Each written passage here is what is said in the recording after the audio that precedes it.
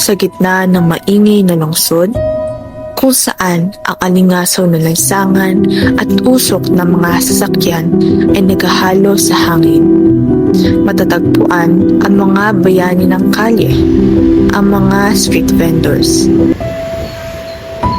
Kailangan mo matumal. Kailangan mo magano dahil sa bayad sa renta ng pwesto. Lalo na pag bumabagyo, wala kami sasakyan. Kasi ito na naging buhay namin pagtitindi.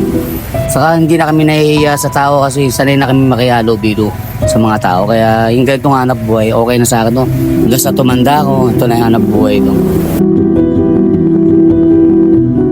Tayo nagkakaroon ng pagsubok sa buhay kasi kung wala kang pagsubok, wala kang pagsisikap, wala kang pagpupursiging makaahon sa hirap ng buhay. Kasi pag di sila magtiyaga, para paparis din sa amin yung mga gano'n nasa bangketa, naghahanap buhay. Araw-araw, sila ay humaharap sa di mabilang na pagsubok mula sa init ng araw hanggang sa lamig ng gabi upang mataguyod ang kanilang pamilya. Ang kanilang kwento ay isang salamin ng pagpupunyagi, pag-asa at di matitinag na diwa ng Pilipino.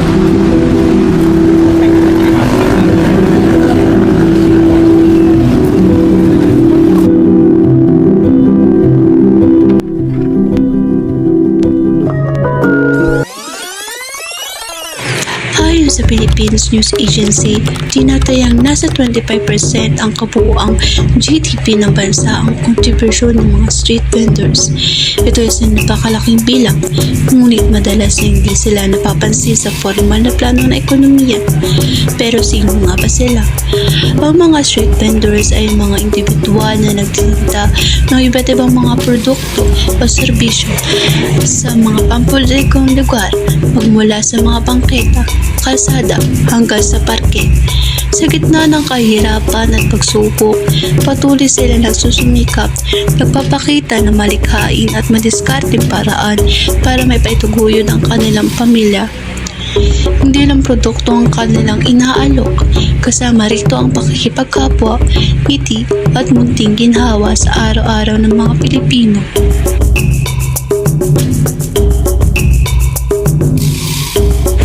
Kagaya na lamang ni Nanay Susan na nagtupuan namin sa Dambana, 64 na taong kulang at 3 linggo pa lamang nagtitinda, na mas pinili pa rin magtinda sa sulok ng kalsada sa kabila ng nagpapanyang panahon.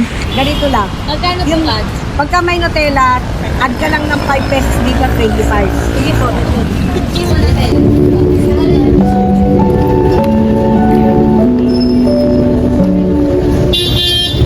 1961 ako pinanganak.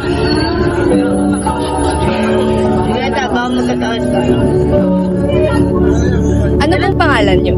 Susana Alvarez. Ano po yung mga tinitinda nyo? Pancake lang. Tapos may toppings na Goya spread. At saka Nutella. Yan ma'am. Sige. May mga pagsubok po ba yung kayo hinaharap pag nagtitinda kayo, or at paano nyo ito nakakayanan if may pagsubok po kayo? Ay opo, lahat naman po tayo nagkakaroon ng pagsubok sa buhay. Kasi kung wala kang pagsubok, wala kang pagsisikap, wala kang pagpupursiging makaahon sa hirap ng buhay. Paano mo po ma-describe yung mga pang-araw-araw mo na pagtitinda? Sa umaga, nagkukumagkag na kami. Naguhugas na kami ng mga ganyan namin, lalagyan. Tapos nagsasalin kami ng asukal, margarine. Tapos maliligo na ako. Bihes, karagkag na kami pumunta dito ng anak kong PWD. Yan. So kayo po yung gumagawa ng mga pancake na titinda? Hindi. Meron kaming tigapaggawa. Kumahango lang kami 5 piso isa. Yan. So meron ka po bang masasabi sa mga gusto magsimula magtinda? Parang advice po ganun? Oo, meron. Magtiyaga sila. Maglatag sila ng paninda. Kung may pagkakataon po kayo, gusto nyo po bang baguhin yung trabaho nyo?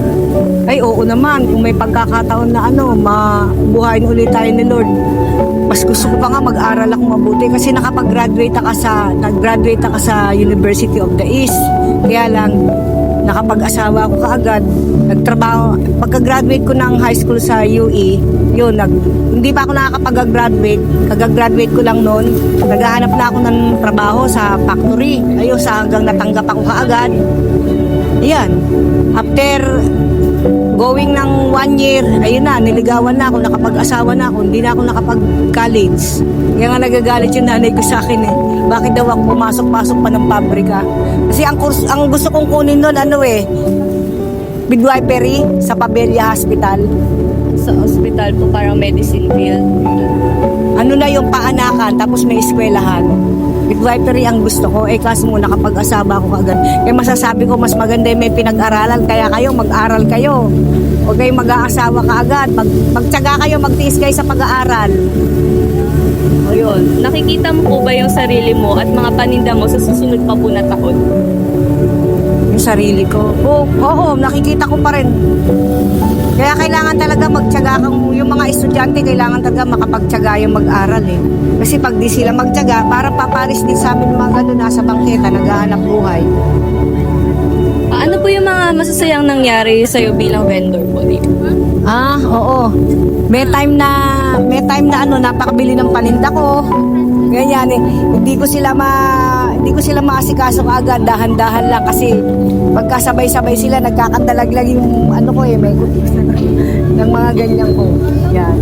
Nabanggit niyo po kanina na maaga po kayo nag-aayos. So, mga anong oras po kayo nagtitinda at anong oras din po kayo natatapos? Nagigising ako, 4:30 o 4:45. So, kasi inuhugasan pa namin to lahat. Kasi pag yung 170 pieces, napapaubos ko yan hanggang alas 6 or 5 o'clock. Tapos nung pahinga ng konti, diretso ulit sa Karuhatan Market, mamimili ka na naman ng gatas.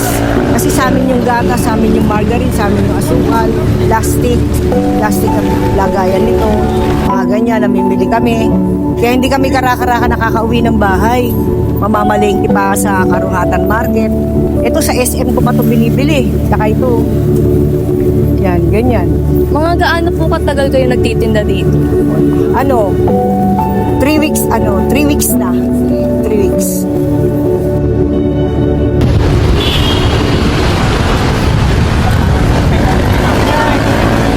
Sa aming pagbabagtas sa Karuhatan, nakapanayam namin si Kuya Roldan na 30 taon nang nagtitinda ng mga gamit sa bahay.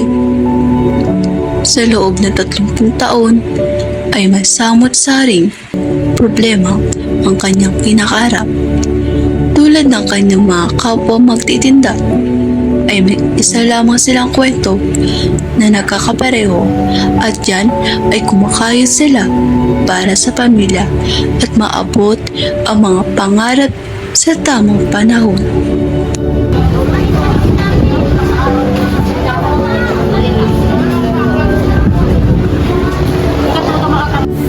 Ano pong pangalan niyo? Roldan Gomez. Ano po yung mga tinitinda niyo? Mga gamit sa bahay, sa kusina, mga pamprito, lahat ng gamit sa kusina, nandiyan na lahat. Paano niyo po na-describe yung mga pang-araw-araw po pagtitinda? Parang ano po yung mga nararanasan niyo? Gano'n? Minsan matumal, pag ganyan umuulan. Pero pag ganitong Sabado, tapos di naman umuulan, okay naman ang bentahan. Gaano katagal na po kayo nagtitinda? 30 years na. 30 years na po. Kasi- Ilang taon po kayo nag-start? Binata pa ako eh. Kasi ang panganay ko, 23 na eh. Bali, nag-start ako, binata pa ako, nagtitinda na ako talaga. Kunyari po, may problem po na pagsubok na hinaharap pag nagtitinda po kayo. Paano niyo po siya nasusolusyonan? Oo, maraming bagay na dumaan sa pagsubok bago kami nakaranas ng ganitong marami ng paninda namin. Nagsimula lang kami, maliit lang, ganun lang, isang hikaw lang na kasi yung mga bra, tinda na rin namin yung mga damit doon namin. Pakunti-kunti hanggang sa na-improve yung paninda namin. Pero galing din kami sa matinding pagsubok bago kami nakaranas ng maginhawang buhay na rin. Kasi mga anak ko, napagtapos ko na rin. Saan po sila nag-aaral? Sa sila sa Bernadette. Tapos yung isa na lang nag-aaral ko yung grade 11 ko sa elementary ko. Nag-aaral sa GNP. Dalawa po anak. 4. Bali, yung dalawa nagtatrabaho na may pamilya na yung dalawa.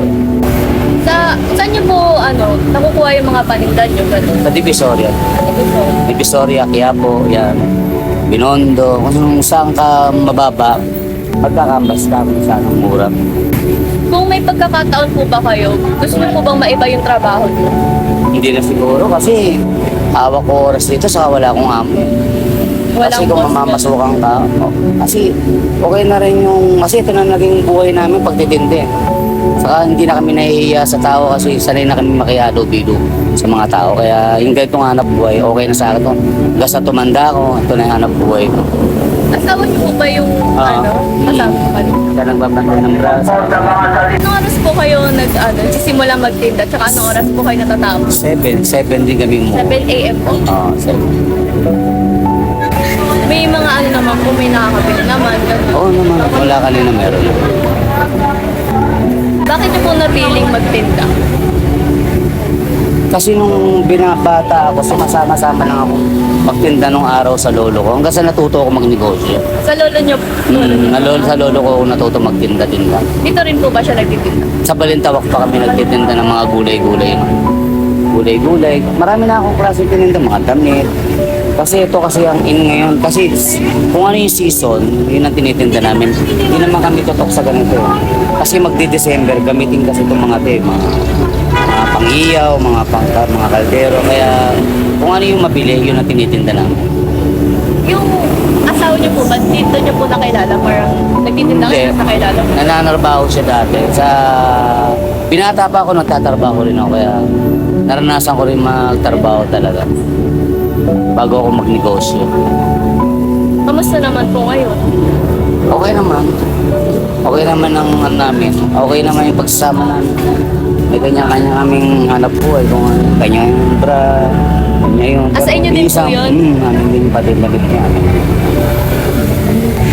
Mula sa mga anino ng kahirapan, umusbong sila Kuya Rodan. Ito ay isang kwento ng katatagan, ng pag-asa, at ng walang batid na pangarap na makamit ang isang mas maginhawang kinabukasan.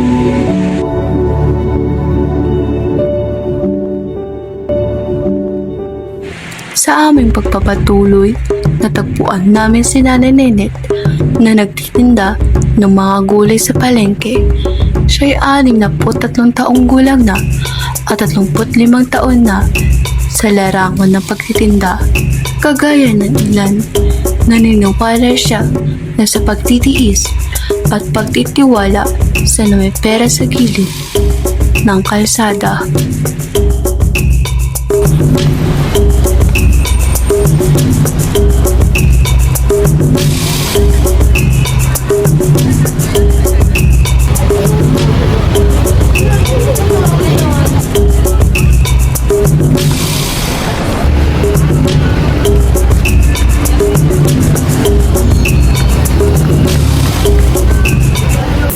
Ano pong pangalan niyo?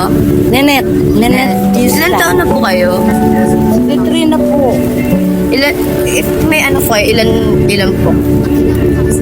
Ilang anak? Opo. Wala. Isa lang po. Ang unang pong tanong namin, ano po yung mga tinitinda niyo po sa palengke? Ang gulay. Ano po yung mga pagsubok na hinaharap nyo sa pagtitinda at paano nyo po ito nakakayanan na masolusyonan? Ako, lalo na pag mabagyo, wala kami sasakyan. Minsan, nagtitake kami ng bus. Tapos pag hindi na kaya ng bus yung daanan dahil sa baha, baba kami, bibitbitin namin yung mga paninda namin. Ganun kahirap. Ganon kahirap. Paano nyo po na-describe yung pang-araw-araw na pagtitinda nyo po? Kailangan may puhunan ko. Magkano naman po yung napupuhunan nyo sa isang araw? Dapat ang hawak mong puhunan nasa 5,000. 5,000 ang ang kapital. Sa 5,000, meron ka na rin minsan na nakabenta kami ng 4, 3, ganun. At least, naisasalga namin yung Kahit pa paano, malaking tulong din po. May papahayag po ba kayo para sa mga gusto magsimula ng pagtinda? papala po. Kailangan nyo ng puhunan. Tapos, patient. Kasi kailangan mo matumal. Kailangan mo magano dahil sa bayad sa renta ng pwesto. Kung may pagkakataon po, gusto niyo po bang baguhin yung trabaho niyo? Sabar na ako eh. Gusto ko, ano kami na lang to? Ang libang na lang Yeah. po. Kasi senior na ako eh. Ilan taon na po kayo? 63, magsa 63. Nakikita niyo po ba yung sarili mo at mga paninda mo sa susunod na taon? Oo naman. Tuloy-tuloy pa rin po. Ano lumabang ka? Ano po yung masayang nangyari sa'yo bilang vendor? At least masaya ako dahil paano kasama ko yung pamilya ko. Nakasurvive. 40. Nakasurvive kahit paano pabayad ang kain. Pang araw-araw po. Pang araw-araw. Anong oras po kayo nagsisimula at natatapos? 6 to 8. Pagod din po yun. Anong oras po posibleng gising nyo kung ang simula nyo po 6 a.m.? 6 a.m. 6 a.m. din po. Yes. Ginagawa nyo po ba yung mga paninda nyo? Binibili nyo po? Binibili namin. Maangkat lang din kami. Gaano na po kayo katagal nagtitinda sa 35 palengke? years. 35 years. Ito na ako nagkaroon ng ako. Yes. Malayo po ba yung house nyo? Yan. Malayo. 2 rides. 2 rides kami. Bakit po napili nyo dito magtinda sa Karuhatan? Kasi dito na ako lumaki. Dito na ako nagkaisip. Dito na ako nagkaroon ng yung pang-araw-araw na laban ng buhay. Okay, parang pagsubok dito. Ang bawat nagtitinda sa kalsada ay hindi lang basta nagbebenta ng paninda. Nagbebenta sila ng pag-asa, sakripisyo at pangarap. Mula sa pagsikat ng araw hanggang sa paglubog nito, patuloy silang lumalaban sa init, ulan at mga hamon sa buhay. May kasamang dasal na sana'y magpatuloy ang kabuhayan para sa kanilang pamilya. At sa kanilang mga mata, makikita natin ang totoong mukha na nagpupusigi. Paalala na hindi lamang nakikita sa magagarbong opisina ang tagumpay, kundi higit sa lahat sa mga taong may pusong hindi sumusuko. Sabi nga nila, mahirap ang magbanat ng buto, pero mas mahirap ang magutom ang pangarap. Kaya't sa bawat bangketa, sa bawat tindero at tindera, nariyan ang kwento ng tunay na buhay, kwento ng laban, pag-asa, at pangarap na patuloy na isinusulat sa kalsada. Kagaya ni Nanay Susana, Kuya Roldan, at ni Nanay Nenet, sila ay ating mga vendor, ang ating mga bayaning may sakripisyo na hindi natin madalas mapansin. Sa bawat patak ng pawis, sa bawat sigaw ng kanilang panin, naroon ang mga pangarap na makakain ng pamilya. Kapag tapos ang mga anak, sila ay lumalaban ng patas. Ngunit tayo sa kanila, suportahan natin sila. Dahil sa bawat barya na pinabayad natin, may pangarap na nabubuhay. May pamilyang umaasa.